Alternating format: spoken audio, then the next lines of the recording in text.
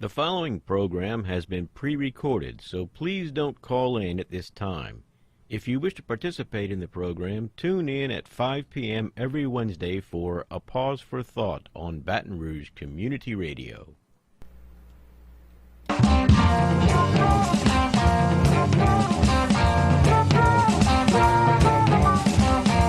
Good evening, fellow humans. This is Wayne Parker with A Pause for Thought here on Baton Rouge Community Radio.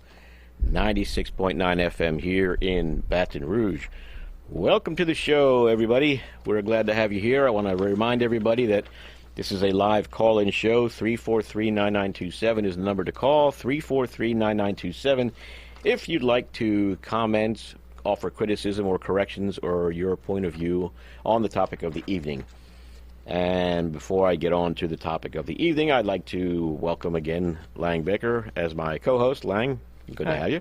Good to be here, Wayne. Hope you did lots of work and get ready, because I didn't do any at all. I'm just going to lean on you on that. I doubt that. Anyhow, our topic for tonight, everyone, is the current general living conditions in the countries of Afghanistan and Iraq. And as all Americans know, certainly all patriotic Americans, those are the latest two examples of America's success in establishing democracy around the world.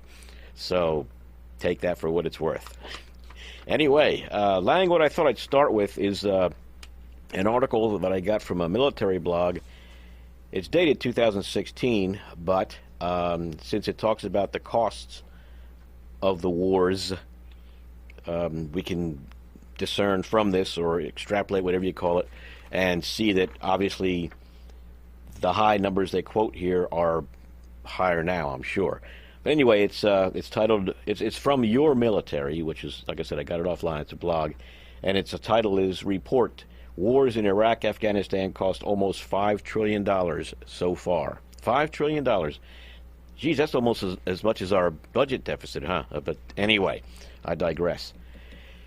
Oh, they say the total includes not only the cost of equipment and personnel in those countries, but also State Department spending to help local populations, Department of Homeland Security spending linked to the wars, and Department of Veterans Affairs services that expanded as troops returned home.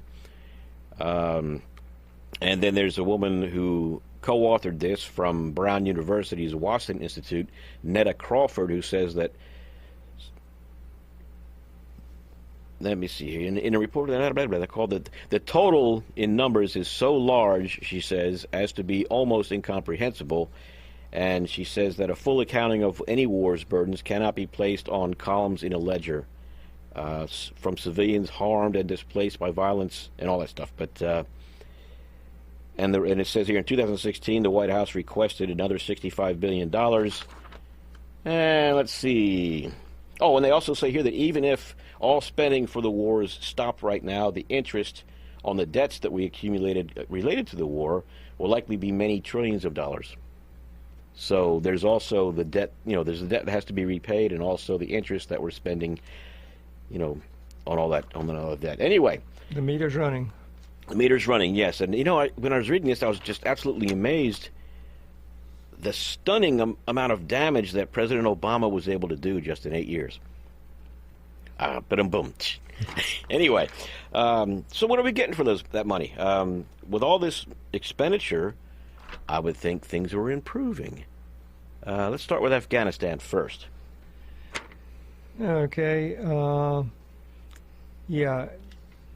What I came across in researching this was information put out by the World Bank and the USAID, which they're promoting themselves and what a great job they're doing. USAID is, yeah. Well, yeah, and World Bank is promoting some of the stuff they're doing, and then they also present what they call their overview of the country, which is reads more like financial advisors' survey of a sector of the economy or something like that, telling, like it starts economic recovery. This is April of this year. I'm referring to Afghanistan. Right. Economic recovery is slow as continued insecurity curtails private investment and consumer demand. Doesn't that sound like something right out of a prospectus for yes. whether to invest in this or not? agricultural growth has been constrained by unfavorable weather conditions. Well, later they elaborate on that, and if you read between the lines, they're saying climate change is wrecking their agriculture over there, because what they say is slow growth in 2018 reflects low rainfall and higher temperatures over the recent wet season, which will adversely impact snow accumulation, which is vital for agricultural production. This is Afghanistan? This is Afghanistan. How about that? Yeah. Well, the USA ID article that we both found that you're quoting from here, or well, you were mentioning World Bank, I guess. Yeah, but this is World Bank. still, the USAID opening paragraph that precedes all of the things they're bragging about what they're doing says here, decades of war, a harsh climate, and neglect left much of Afghanistan's infrastructure in rubble, hobbling efforts to rebuild. Without electricity, businesses could not operate machinery. There's serious problems with drinking water. Water in general, really clean water, underdeveloped roads, so generally they paint a grim picture and then they go on to list the things they're doing. But, I thought it was at least good that they and other organizations and countries, I found out, are there, that at least they're making an attempt. There's work being done. It's hard to judge how much impact they're having, because they just give raw numbers of how much we've added, but it doesn't show, how much was destroyed by the war, and doesn't show what percentage of the destruction has been repaired. They just give the raw, like the reverse of a shopping list. It's what we bought list. Yeah, okay. Well, I do have some numbers here from a Reuters article dated May 2018. It says here, the title is Afghanistan's poverty rate rises as the economy suffers. And it starts out with Afghanistan's poverty rate has worsened sharply over the past 5 years as the economy has stalled and the Taliban insurgency has spread. Reading that reminded me that we defeated the Taliban, I think, back in 2002 and declared victory, and we were successful in making a democracy out of Afghanistan. However, the Afghanistan Living Conditions Survey, it was a joint study by the European Union and Afghanistan's Central Statistics Organization, showed the national poverty rate rising to 55% in 2016-17 from 38% in 2011 and 2012. So it's getting worse there, or it has got worse, and it says it's the combined effect of stagnating economic growth, increasing demographic pressures, and a deteriorating security situation. So, poverty is worse there now. Since, I don't mean to imply that the Taliban were good to live under, but they're taking over the country again right now, I think, and according to what I've been reading, and the country is already much worse off than it was before we invaded. So that's how much we're getting for our money as far as regarding poverty, anyway. Yeah, that's it's going back a little bit farther in history, but you had the Russians that came in the 80s, mm-hmm.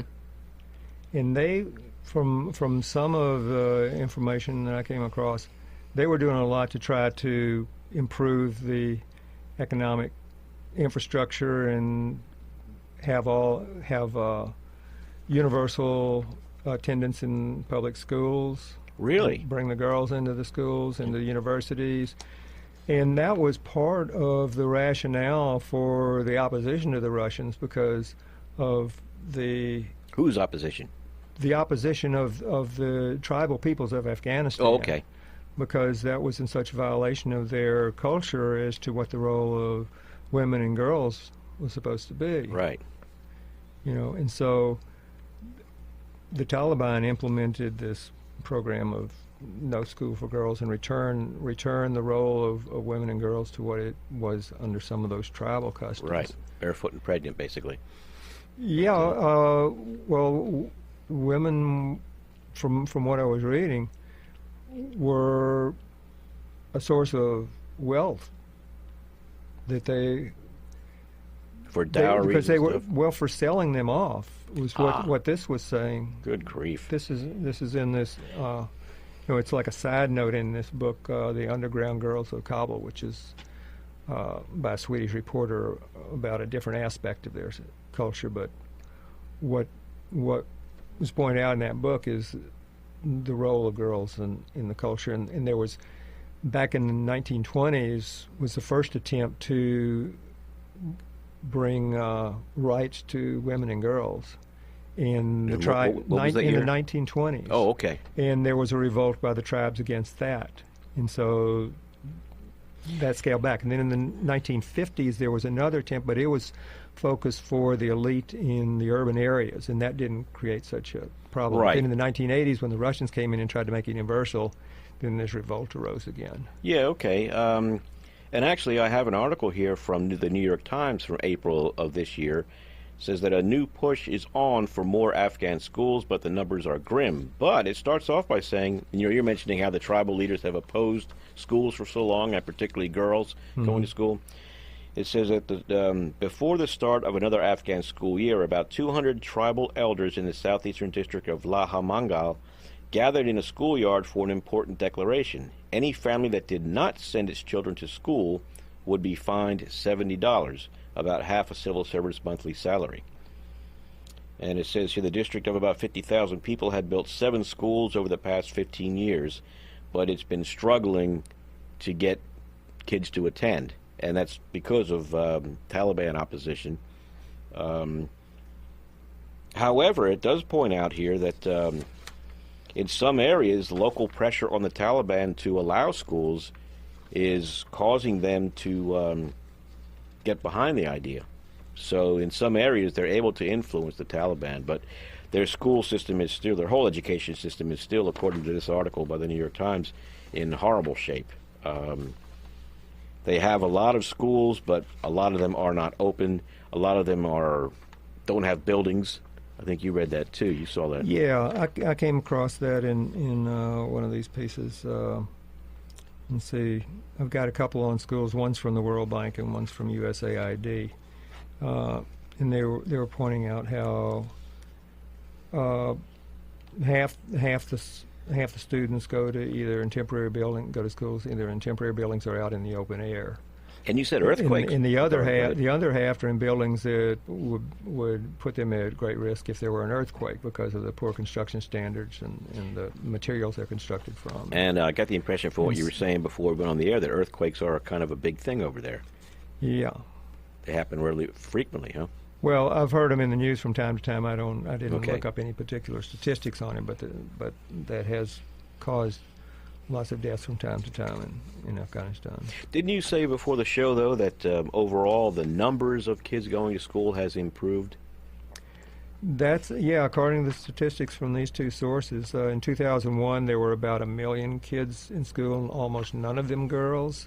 They had about 3,400 schools, and by 2015, 14 years later, there were more than 8 million students, and there were more than 16,000 schools, and about 40% of them were girls. So that's like a 3-to-2 ratio, boys to girls. Yeah. At that point. But then I think you had an even more recent figure of like 3.5 million kids that still weren't in school at all. Right. That's in this New York Times article. They state here 3.5 million children are unschooled, and this is according to UNICEF. And of those 3.5 million children, 75% of them are girls, are not in school. But they mentioned, like you do, that the numbers of girls in schools is the percentage of them in school is much higher in urban areas where they don't have too many bombings. Yeah, and then there's the question of the accuracy of these numbers, because we've come across a couple of sources. You did one and I another one, saying that a lot of the schools documented as being constructed or reconstructed actually don't exist. They're just in the paperwork of the ministries. But right. If you went out there to look for them, you wouldn't find anything. And it's kind of like a lot of foreign aid. If the areas where the outside people are dumping a bunch of money is where the corruption is going to be, because that's where the money is. It was John Dillinger, wasn't it? Something like that, yeah. Yeah. That's where you go. Anyway, you've been listening to Wayne Parker and Lang Baker here on A Pause for Thought. Give us a call if you'd like. We're talking about the current conditions in Afghanistan and getting ready to move on to the current conditions in Iraq, even though I did want to give some upbeat information on Afghanistan. I'll do that real quickly before we move on. But 343-9927, if you'd like to call in and comment on the show or correct us or offer additional information, what have you, 343-9927. Okay, Lang, you know, we normally marvel at how we manage to learn something new every time we get ready for a show. And I was surprised, number one, the security forces in Afghanistan, this is another Reuters article from April of this year, states that the security forces decreased. The number of Afghan security forces decreased by nearly 11% in the past year. But it also says that under U.S. President Donald Trump's new policy, the number of air attacks have increased. And it says the United States has for nearly 2 decades, which is basically the whole time we've been there, been seeking to build Afghan security forces. Anyway, I said I was going to talk about some positive things. Here's a Wikipedia article that talks about how mining in Afghanistan exists, and that Afghanistan has over 1,400 mineral fields containing barite, chromite, coal, copper, gold, iron ore, lead, natural gas, petroleum, precious and semi-precious stones, salt, sulfur, talc, and zinc. And they go on to talk about there being 12 copper mines, as well as some early Afghan oil production, which was a surprise to me. But the biggest problem with all of this, of course, is getting the stuff to market because they have no roads.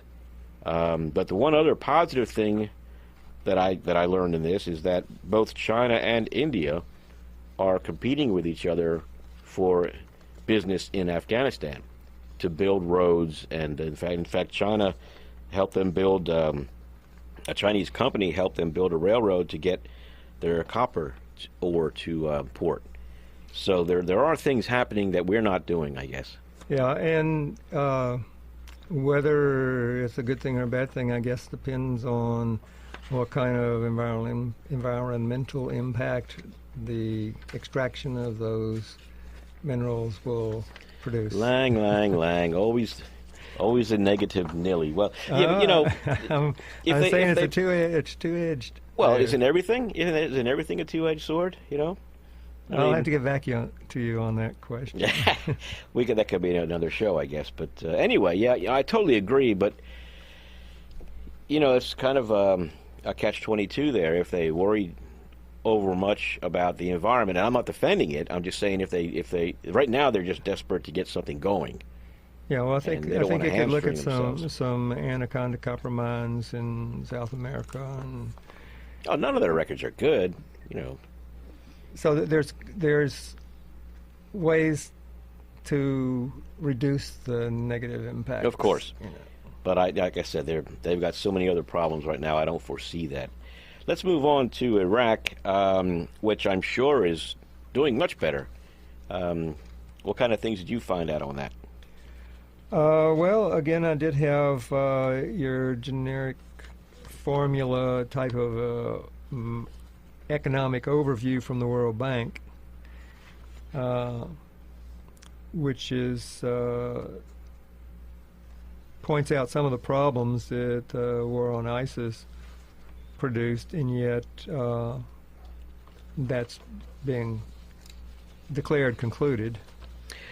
Yes, I know you did say that, but so for their economics, they've got a diagnostic they issued that goes on for pages and pages and pages, but there's an executive summary which points out some of the problems they have, that even though Iraq is the 4th largest oil exporter and the 5th largest proven reserves, they haven't done a very good job of using that to improve their overall economy. That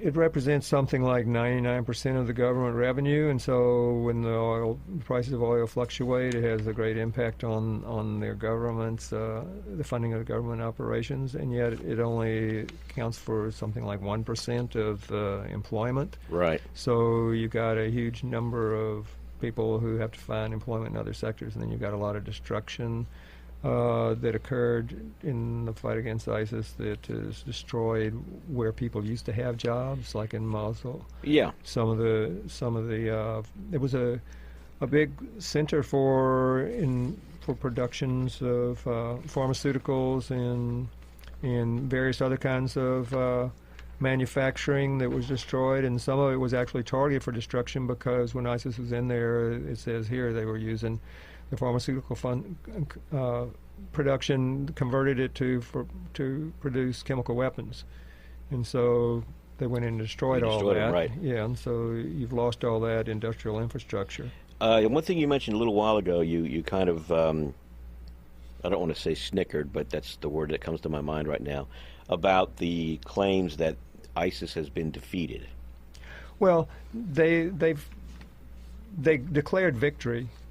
I think it was back in December the president of Iraq declared victory, and yet there continued to be battles with strongholds of ISIS fighters in various parts of the country. And it's kind of like, well, I wasn't very successful at getting a good picture of the geography of the country and the population distribution and stuff like that, but I did look at some of those maps, and it's like there are what you might call badlands in this country where bad actors can hang out and come in and take pot-shot actions. And so there were a number of those that they reported on engaging in battles with trying to wipe out. And then there's also the issue of regrouping and reforming under other names. There was some of that mentioned in here as well. I think White Flags was one group that they described that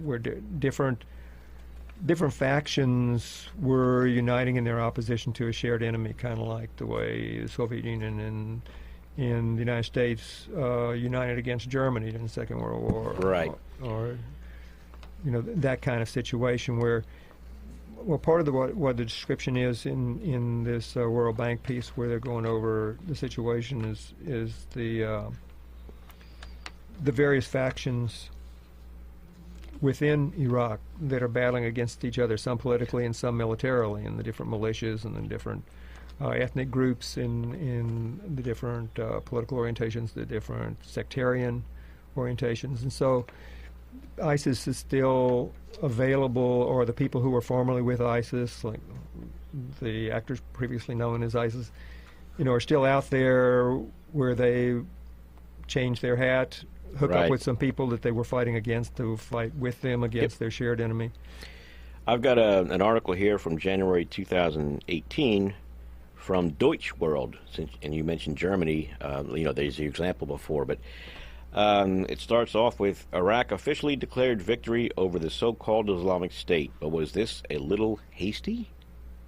And it says that many Iraqis are concerned that could be the case, and of course the politicians poo-poo that idea. But the article goes on to say that all of the big factions that they had before, Sunni, Shia, the Kurds, and others, are now fragmenting and splitting up into different factions themselves. So, everything is unstable. That's what they're calling it. In fact, the title of this article is Iraq's political landscape is in disarray. And so they're, they don't have much law enforcement from what I understand. So with the national government being so chaotic, things don't bode well. One thing I wanted to mention, though, to give a little bit of history on the origin of ISIS. I wanted to, because like a lot of the articles I read talked about how much improvement is being done since the war against ISIS, or how much damage was done during the war on ISIS. But the way I see it, and the way others see it, and people who know more than I do, it's actually been a continuous war from the time we invaded Iraq until just recently, and now it seems to be just changing form is all. But and it all goes back to abuse of power by different religious factions. Now, Saddam Hussein, his Ba'athist party was predominantly Sunni Muslim, and under his regime, the Shia Muslims were discriminated against. They were kept out of all the good jobs and everything, and just generally, sidelined from the economy. And this is what caused the severely impoverished area of Sadr City in Baghdad and gave Muqtada al-Sadr, a Shia cleric, his platform to gain power. And they were one of the major forces against our troops when they occupied Iraq. And also, Iran is predominantly Shia. Their government is predominantly Shia. And since the Sunnis largely were oppressing the Shias under Hussein, once he was kicked out, what happened was the Shias rose up and began taking revenge on the Sunnis. And then, of course, they ended up with a new democratic government with a partisan Shia in charge of it. And so everything now is to go back and forth. But ISIS formed out of the Sunnis out of fear and a desire for revenge and to regain control out of all that mess, because they had lost their position of predominance. They're in a minority, and they've been getting beat up ever since we invaded and toppled Saddam Hussein. So that's the relation there I wanted to point out. And ISIS came about largely because, or gained power largely because of the power vacuum that we created when we got rid of Hussein. But yeah, I think I remember hearing some speculation also that when U.S. forces toppled Hussein, they put out a rule that nobody who had ever been in the Ba'ath Party could participate. Right, and that threw a bunch of Sunnis. Which included a lot of people that were only members of the party because that's the only way they could get a job. They weren't actually partisans on behalf of that group. That's true. And so they created, this was what some analysts were saying at the time, was they created this lack of opportunity for people, for that large segment of the population, and so that contributed to their resistance. Yes, and that I've read that too, so I have to agree with you. And I also wanted to mention that considering there's a lot of concern right now because in the recent elections, at least recent parliamentary elections in Iraq, Muqtada al-Sadr, who was the so-called firebrand Shia cleric, came out the big winner, according to this article from ABC News. It says that he emerged as the main winner in Iraq's parliamentary elections last month, and he campaigned on a platform to end sectarian politics and replace it with a government that puts Iraqis first. Okay, and this is the dark thing that I see now that pretty much applies to everything. But it says here, instead of implementing that platform, once he was elected, he established a coalition with rival Shiite blocs that includes powerful militias operating in Iraq, and these are groups that get their funding and support from Iran, which is predominantly Shia, dominating their governments. So we've heard a lot about the concerns about Iran trying to take advantage of the power vacuum in Iraq, and that appears to be what's happening. And Interesting. Yeah, and our invasion was going to make them better, make them happier. But anyhow, we've got a few minutes left, Lang. We haven't talked a whole lot about other specifics about Iraq. Have you got anything on their water system? I know you're saying their agriculture is being hurt. Let's see, I don't think I've got anything on that, but I came across several sources talking about poverty issues in Iraq. You had talked about poverty in Afghanistan a little earlier. And part of that is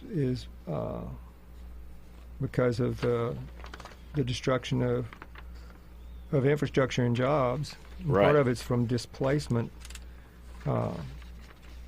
refugees leaving the country or being internally displaced where there's no jobs. But some of the numbers here are pretty interesting. On child poverty, they say that in 2012, it appears, nearly 1 in 4 children, 23%, still live in poverty. Mm-hmm. Now, I don't know how they go about determining what constitutes living in poverty. One source I came across, generically speaking, was on International. They say a family who has an income below half of the median income of the country. So that's kind of like a statistical thing based on how income levels are distributed, as opposed to what I think is used in this country. The poverty rate is based on what cost of living is for providing certain essentials for the family. So, and we're not necessarily comparing apples to apples here, but when I saw that number, 23% of children in poverty in 212 in Iraq, and then I started looking at, well, what's the U.S. child poverty rate in 2016, and looking at various ethnic groups. Well, for the population as a whole, it's 19%, which is... In the U.S.? In the U.S., which is like 4% below what Iraq is. But for Hispanic and Latino, it's 28%. And for African American and American Indian, it's 34%. Right, but higher. But even with under the best numbers, being only 14%, or being 4% lower than the things in Iraq, isn't too impressive when you consider the relative economic positions of the countries. And then when you look at Louisiana, for the entire population, it's 29% childhood poverty. Okay. And African American Louisiana is 49%. Okay, well, unfortunately, Lang, we can continue talking about this, but not on the air. We're out of time.